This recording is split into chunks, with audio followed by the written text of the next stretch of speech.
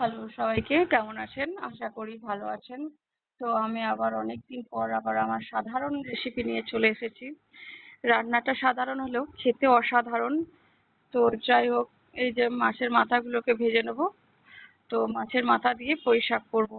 তো ভাজা হয়ে গেলে পাঁচফোড়ন দিয়ে দেবো তেলের মধ্যে, তারপর আদা রসুন বাটা, তেজপাতা, পেঁয়াজ দিয়ে ভালো করে ভেজে নেবো। তারপর কচু আর কুমড়ো দিয়ে আবার ভালো করে ভেজে নেবো।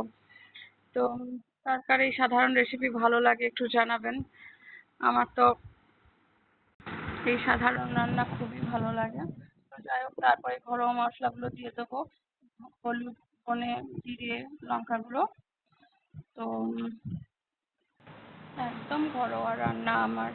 কোনো রকম 5 স্টার রেস্টুরেন্টের মতো অত হাইফাই রান্না আমি জানিও না, পারিও না। তো সাধারণভাবে যেটুকু পারি আমি সেটুকুই করার চেষ্টা করি। তো যাই হোক, দেখুন কষা হয়ে গেছে। কষতে কষতে এবার পুঁই শাকগুলো দিয়ে দেবো।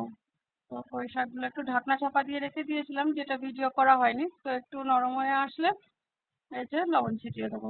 তো লবণটা আমি হাতেই দিই, কারণ হাতে আন্দাজ ভালো আসে। তো যাই হোক, তো কষে নেবো আবার, কারণ এই রেসিপিটা আমাদের বাড়ির সবারই খুব ফেভারিট। পুঁই কচু, এই দেখুন কি সুন্দর লাগছে পুঁই পাতাগুলো।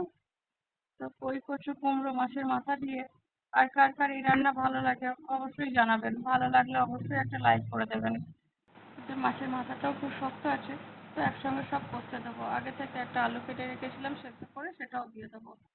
তো সবগুলোই ভালো করে নেড়ে চেড়ে নেবো আর কষতে দেবো আর সেদ্ধ হতে দেবো আবার। তো চিনি ছাড়া তো ভাবতে পারি না, তো সবার শেষে একটু চিনিও দিয়ে দেবো। তো চিনি দেওয়া হয়ে গেলে এই দেখুন রান্নাটা কত সুন্দর লাগছে, প্রায় শেষের দিকে। তো যাই হোক, কার কার এই রান্না ভালো লাগে অবশ্যই জানাবেন। ভালো লাগলে একটা লাইক কমেন্ট করে দেবেন। ভালো থাকবেন, সুস্থ থাকবেন, টাটা, বাই বাই।